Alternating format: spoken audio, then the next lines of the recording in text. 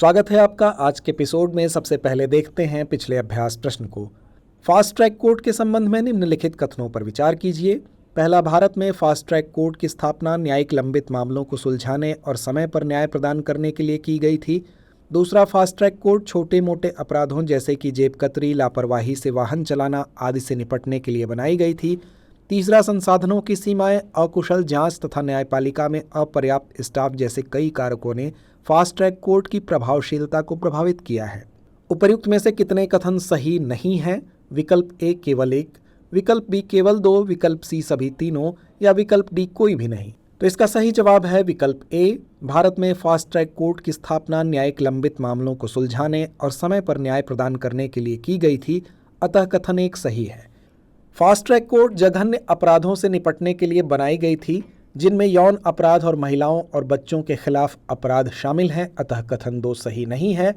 संसाधन की सीमाएं, अकुशल जांच और न्यायपालिका में अपर्याप्त कर्मचारियों जैसे कई कारकों ने फास्ट ट्रैक अदालतों की प्रभावशीलता को प्रभावित किया है, अतः कथन तीन सही है, अतः विकल्प ए सही है। तो आइए शुरुआत करते हैं पहले प्रश्न के साथ। एंटी सबमरीन शिप अभय के बारे में निम्नलिखित कथनों पर विचार कीजिए।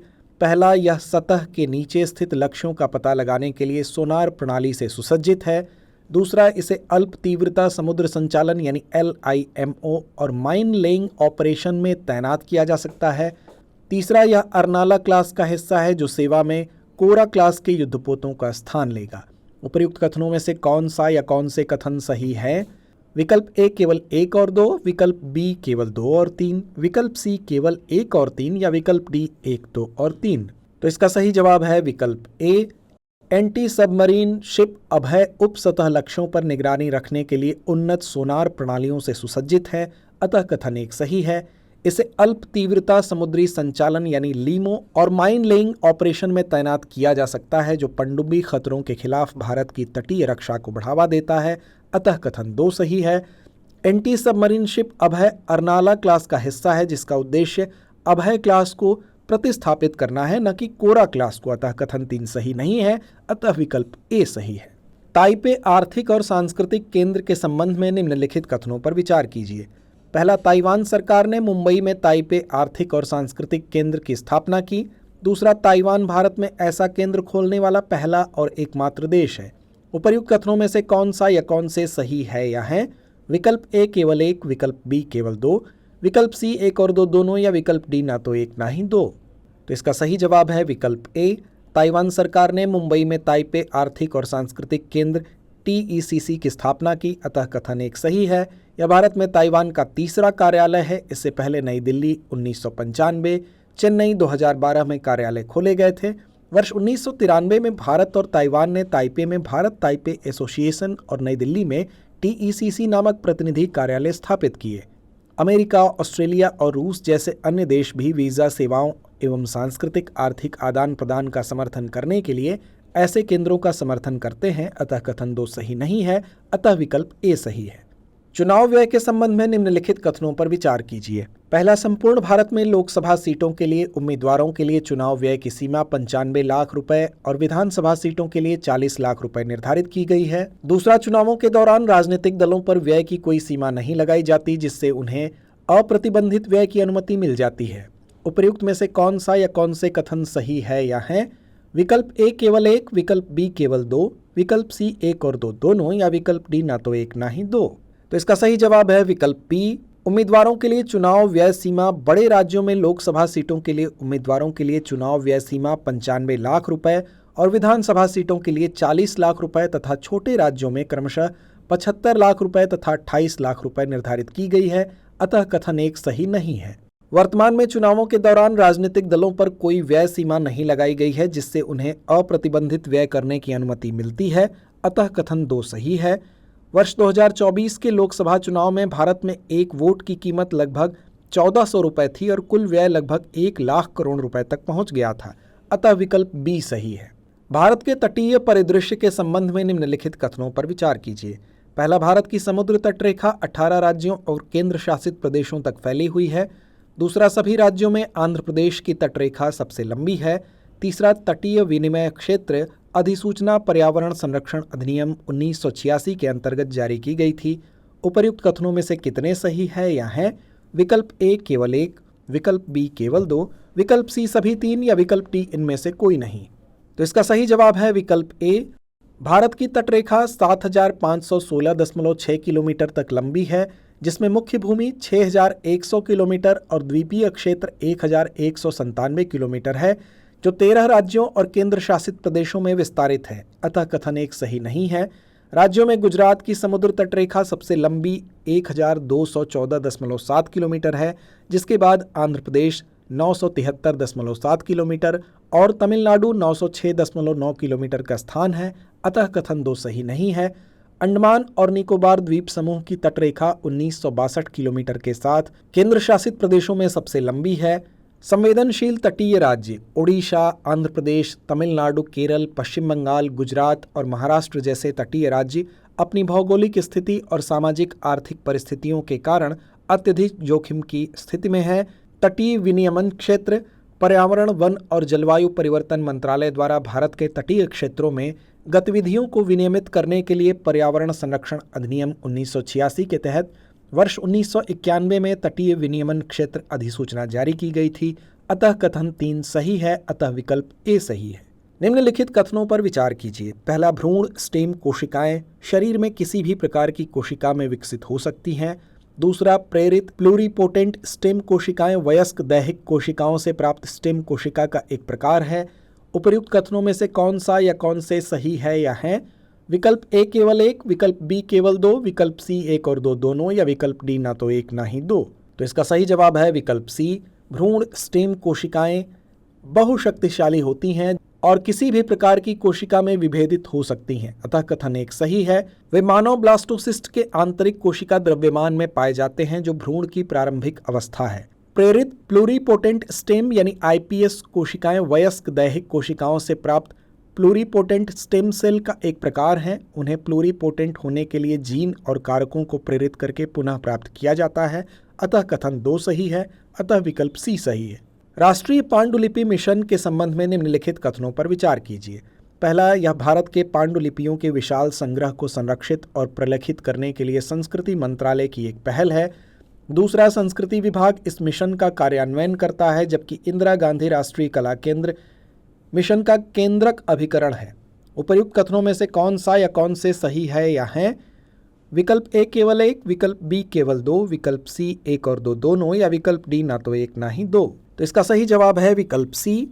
राष्ट्रीय पांडुलिपि मिशन भारत के पांडुलिपियों के विशाल संग्रह को संरक्षित और प्रलेखित करने के लिए संस्कृति मंत्रालय की एक पहल है। अतः कथन एक सही है।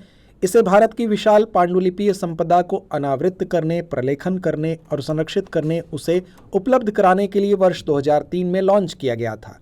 संस्कृति विभाग इस मिशन का कार्यान्वयन करता है, जबकि इंदिरा गांधी राष्ट्रीय कला केंद्र मिशन का केंद्रक अभिकरण है। अतः कथन 2 सही है। अतः विकल्प सी सही है। भारत जर्मनी संबंध के संबंध में निम्नलिखित कथनों पर विचार कीजिए।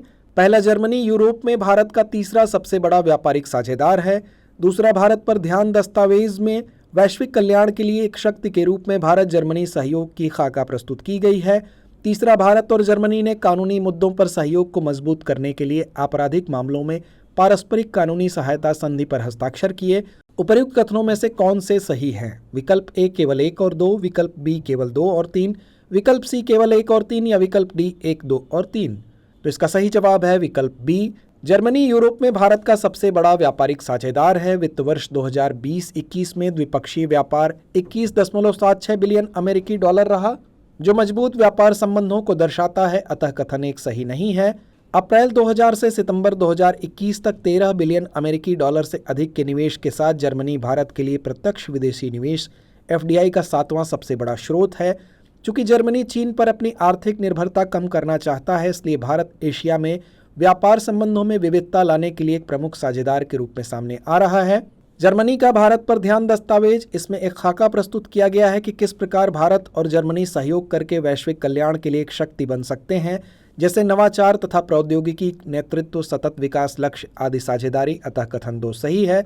पारस्परिक कानूनी सहायता संधि यानी MLAT भारत और जर्मनी ने आपराधिक मामलों में MLAT पर हस्ताक्षर किए, जिसका उद्देश्य कानूनी मुद्दों पर सहयोग को बढ़ावा देना है, जिससे भारत तथा जर्मनी की सुरक्षा चुनौतियों का संयुक्त रूप से समाधान करने की क्षमता में वृद्धि होगी। अतः कथन 3 सही है, अतः विकल्प B सही है। निम्नलिखित युग्मों पर विचार कीजिए। सैटेलाइट फ्रीक्वेंसी बैंड उपयोगिता, L बैंड GPS सेवाएं, S band high throughput data संचरण, KU बैंड मौसम रडार। उपयुक्त युग्मों में से कितने युग्म सही सुमेलित है या है? विकल्प A केवल 1 युग्म, विकल्प B केवल 2 युग्म, विकल्प C सभी 3 युग्म या विकल्प D इनमें से कोई भी नहीं। तो इसका सही जवाब है विकल्प A। Satellite spectrum. Satellite spectrum से तात्पर्य उपग्रहों के माध्यम से संचार के लिए प्रयुक्त विशिष्ट आवृत्ति बैंड से है।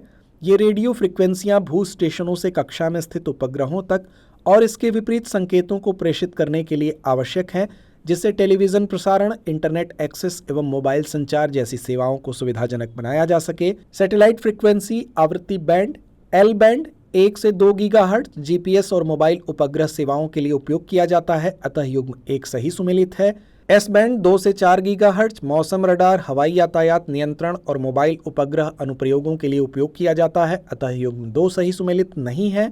C बैंड 4 से 8 गीगाहर्ट्ज आमतौर पर उपग्रह, टीवी प्रसारण और डेटा संचार के लिए उपयोग किया जाता है।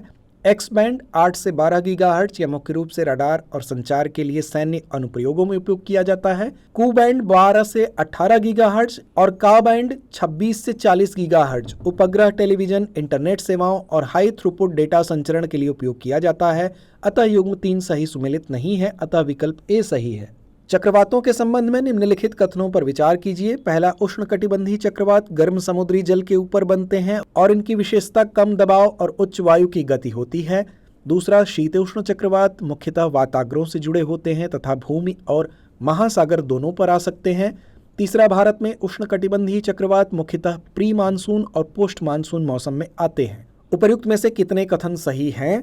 विकल्प A केवल 1, विकल्प B केवल 2, विकल्प C सभी 3 या विकल्प D कोई भी नहीं। तो इसका सही जवाब है विकल्प C। उष्णकटिबंधीय चक्रवातों को बनने के लिए गर्म समुद्री जल कम से कम 26 डिग्री सेल्सियस की आवश्यकता होती है और इनकी विशेषता निम्न दबाव प्रणाली और उच्च वायु गति होती है, अतः कथन 1 सही है। शीतोष्ण चक्रवात या अतिरिक्त उष्णकटिबंधीय चक्रवात गर्म और ठंडी हवा के द्रव्यमान के इंटरफेस पर बनते हैं तथा भूमि एवं महासागर पर हो सकते हैं, जो प्रायः वाताग्रों से जुड़े होते हैं, अतः कथन 2 सही है। भारत विशेष रूप से प्री मानसून मई जून और पोस्ट मानसून अक्टूबर नवंबर मौसम के दौरान उष्णकटिबंधीय चक्रवातों से काफी प्रभावित होता है, अतः कथन 3 सही है, अतः विकल्प C सही है। प्रोटीन के संबंध में निम्नलिखित कथनों पर विचार कीजिए। पहला, मानव शरीर में सभी हार्मोन प्रोटीन होते हैं। दूसरा, कोलेजन प्राणी जगत में सबसे प्रचुर मात्रा में पाए जाने वाला प्रोटीन है। उपर्युक्त कथनों में से कौन सा या कौन से सही है या है? विकल्प A केवल 1, विकल्प B केवल 2, विकल्प C 1 और 2 दोनों या विकल्प D ना तो 1 ना ही 2। तो इसका सही जवाब है विकल्प B। मानव शरीर में सभी हार्मोन प्रोटीन नहीं होते हैं। कुछ हार्मोन जो अंतःस्रावी ग्रंथियों के उत्पाद हैं वे प्रोटीन या पेप्टाइड हैं, अन्य स्टेरॉइड हैं, अतः कथन 1 सही नहीं है। प्रोटीन वास्तव में कोशिकाओं में विविध कार्य करते हैं, जिनमें एंजाइम, एंटीबॉडी, रिसेप्टर्स, हार्मोन और संरचनात्मक घटक जैसी भूमिकाएं शामिल हैं। कोलेजन पशु जगत में सबसे प्रचुर मात्रा में पाए जाने वाला प्रोटीन है और राइबोलोज, बिसफॉस्फेट, कार्बोक्सिलेज, ऑक्सीजनेज पूरे प्राणी जगत में सबसे प्रचुर मात्रा में पाए जाने वाला प्रोटीन है, अतः कथन 2 सही है, अतः विकल्प B सही है। तो आइए अंत में नोट करते हैं आज का अभ्यास प्रश्न। राष्ट्रीय बायोफार्मा मिशन यानी NBM के संबंध में निम्नलिखित कथनों पर विचार कीजिए। पहला, यह उद्योग और शिक्षा जगत के बीच एक सहयोगात्मक प्रयास है जिसका प्रबंधन जैव प्रौद्योगिकी उद्योग अनुसंधान सहायता परिषद द्वारा किया जाता है। दूसरा, यह बायोफार्मास्यूटिकल्स विकास को बढ़ावा देने के लिए विश्व बैंक द्वारा समर्थित 250 मिलियन अमेरिकी डॉलर का मिशन है, जो लगभग 150 संगठनों और 300 MSME को समर्थन प्रदान करता है। उपर्युक्त कथनों में से कौन सा या कौन से कथन सही है या है? विकल्प A केवल 1, विकल्प B केवल 2, विकल्प C 1 और 2 दोनों या विकल्प D ना तो 1 ना ही 2। तो इस प्रश्न का जवाब कमेंट बॉक्स में देना ना भूलें। धन्यवाद।